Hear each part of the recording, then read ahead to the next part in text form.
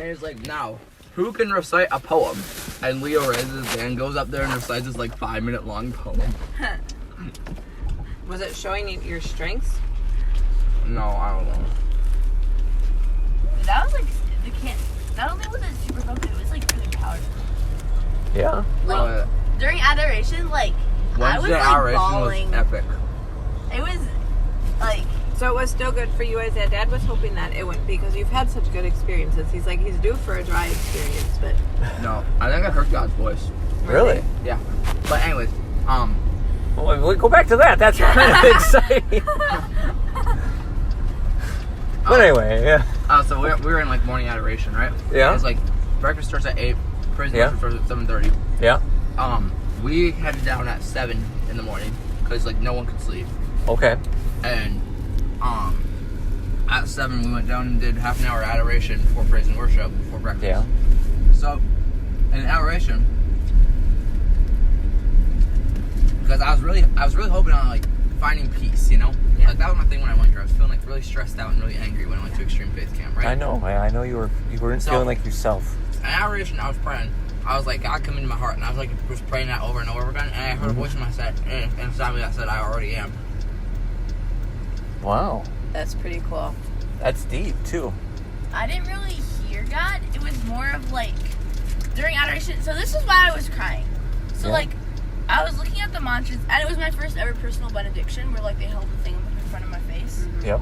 And that was really cool and like really powerful.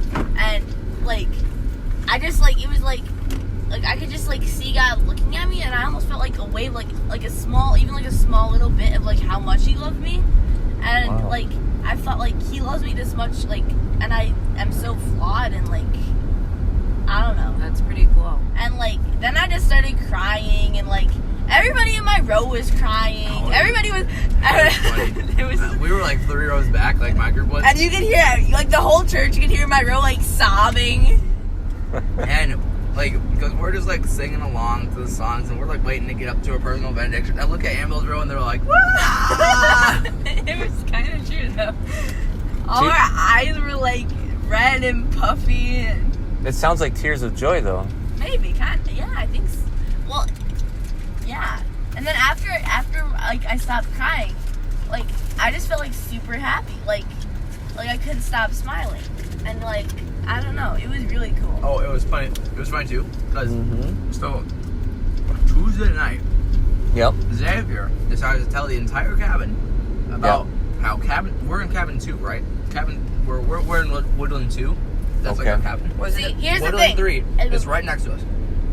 Xavier decided to tell us that Woodland 3 is haunted, and he like actually is like he knows they saw something because like apparently like the last time he went to like Winter Faith Camp, there was this bang on the window, and then they saw like this dark figure running away, and then in the morning they went out to like check for footprints, and there was a bare foot in the snow, like footprint. So anyways, this spooked all the 6th graders, and it was chaos that night. Like Mikey and Xavier, by the last night, they were running around, and there's this kid there was this extreme team, or 2 extreme team members from Woodland 3, Willem and Damien. And Mikey, Xavier, Willem, and Damien were all just running around banging on windows and just like going all over the place. It was so funny. All the 6th graders were so spooked. Was it a better cabin than your last year's? No. I don't know what Isaiah's talking about. My cabin was so nice. Like, it was really clean. The beds were pretty comfy. Yeah, we saw a picture. I showed a picture. It's like, holy cow. That was like, nice. the shower was not, there was no mold or anything. It was very, like, I didn't even use my shower shoes because, like, the bathroom was, like, really clean and really nice. And I'm like, why would I use my shower shoes? Nice. And I showered twice, and I pooped, like, twice, too. So I held my poop for, like, 2 days straight. So that's a big accomplishment. Our cabin was interesting. My cabin, we were, Before like... lights out, like, half the kids in the cabin did not have shirts on, and then there was Ben, and like I don't think Ben has like regular underwear. Like he only wears compression shorts, so he was just walking around in his tight underwear throughout the cabin, and like no one's got shirts on. It's like a locker room. Xavier brought this speaker, and he's just blasting music, and James is running around screaming because Prescott's scaring him. And then when he goes to bed, like so our room, there were like 4 rooms, right? Yep. My room is my room was started off as me, Edgar, and Luke Albert. But on the second night, Luke Albert, like, because Luke Albert wanted to switch to the room where you could see the ghost, apparently. Oh, so, okay. After the second night, it was just me and Edgar. Yep. Which I liked. But then the room over, there was 5 6th graders who, like, I fell asleep at 11 last night, right? And when I fell asleep, they were still talking. I woke up at 2 because, like, Xavier and Mikey left the cabin door open on accident, and a ton of mosquitoes came in and they woke me up. Uh-oh. So I woke up at 2. They're still talking. I woke up at 4. They're still talking. Wow. Have some late night discussions. So I feel like I got to know everybody in my small group really well. Because, so our cabin was like, so you have your cabin, right? Yep. And then you have like your like common area. And then you have door. And on this, there's 2 rooms and then a bathroom, like 2 bathrooms connecting them. Mm-hmm.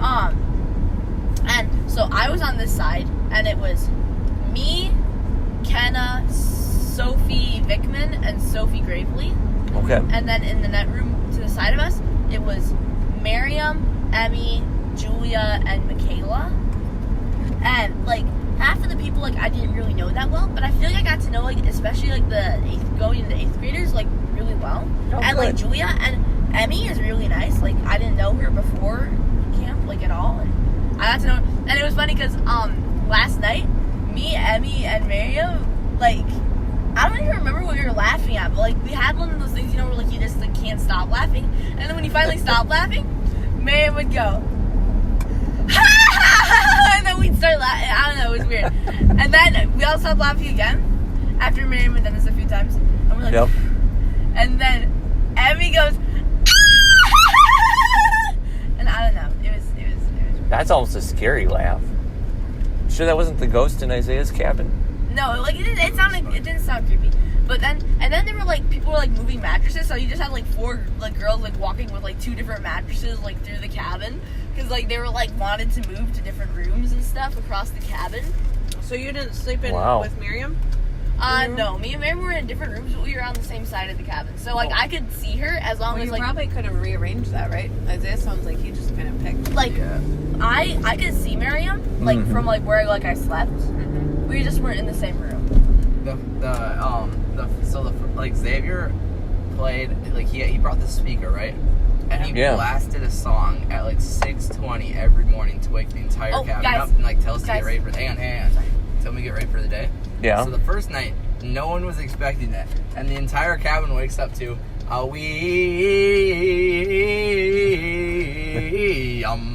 away in the jungle, and we're all just sitting there so confused, and they're just like walking around the house with this speaker. So was he your chaperone? Yeah. So like they had 2 small groups, and there were like 4 leaders, 1 adult leader, and 3 high school. Mm-hmm. Okay. And the adult leader, do you know who? You probably don't know who it is. It's a guy named Andy. Yeah, I know who he is. You know who Andy is? I recognize the picture. Wait, Andy was your leader? He was our one adult. He was the dad of one of them. Yeah.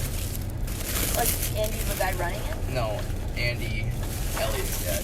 Oh. And then our 3 high school guys were Xavier, Mikey, and Peter. Did it be cool? We had 2 small groups, and my one small group, the small group was me, Miriam, Sophie, Julia, Emmy, Michaela, and McKenna, and Sophie Bickman. And then the other small group was Mary Grace, who's super awesome, and we like talked about like, because I was actually talking to her about like my adoration experience. She's like, was this your first ever personal benediction? And I'm like, yeah, it was like super cool. And she's like, and I'm like, but like I didn't feel like emotional when the host was like in front of me, and then I got really emotional when like it moved away from me. And she's like, yeah, that happens to like everybody. Like they freeze when like they're like right in front of it, but then like it moves away and like they just like collapse. Wow. And yeah, but like so she's very cool, and she was reading a book about dogs. You clicked with her, right? Yes. You gotta like someone who likes dogs. I know, right? So that group was Mary Grace, Eva, who I don't really know that well. She's going in the 8th grade. Riley, are you videotaping me? I'm taking a picture. Smile, kids. Riley, Reagan. I'm gonna go with there. Big smiles. McKenna was on our softball team, right? Mm-hmm. Was it that McKenna? I think so, yes. And then who else was in their small group? They also had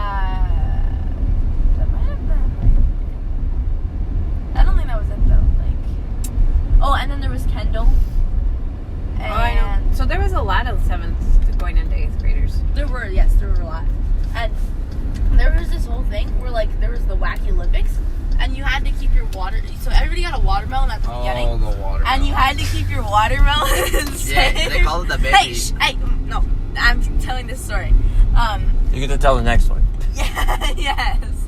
And so everybody kept their watermelon safe through the whole thing. Mm-hmm. And like there was like a judging competition, blah blah blah. And so our group got points, and everybody else after the competition, they squished their watermelons, they chucked them at the ground, they chopped them up, and they ate them. But our group, we took it back to our cabin, and we swaddled our watermelon, and we I don't know, and we like made a crib for it, and like we kept it, and it got us like 2,000, like 4,000 extra points at the end of the week because there was like this point system thing. So the other small group, which is basically us because we helped them, they won the thing. But like they gave the watermelon, which everyone called Porrita, like they named it, and like it had like a name, and like I don't know, called it their baby, and I don't know. And everybody was like very like, and so they gave it to Gabby, who like everybody calls Dove, and to take care of because they like didn't want to bring it on the bus, and she was one of our high school people, and she squished it outside of school, and Father Eric sent a picture to us, and all of the girls on the bus got like screamed, and then there was the guy who was showing the picture, and they're like, call Gabby right now. So they called Gabby, and Gabby's like, hello, and everyone of us was like, at once they're like yelling, yes, I am, Father Eric was there though? Yeah. Yes. Today's is actually the last day of St. Hubert Parish. We gave a Lord of the Rings song. Like it felt very. You like, guys very last day you were it felt very like you were like a community, and that was he was heading right from Extreme Faith to Lakeville. And like I felt like I like really like encountered Jesus and stuff. That's pretty cool. You wish him well? I did, Yeah, do you hear Willow? Willow, we're here. Willow! Ginger pie! Do you hear? I see She's people like moving. crazy and regular.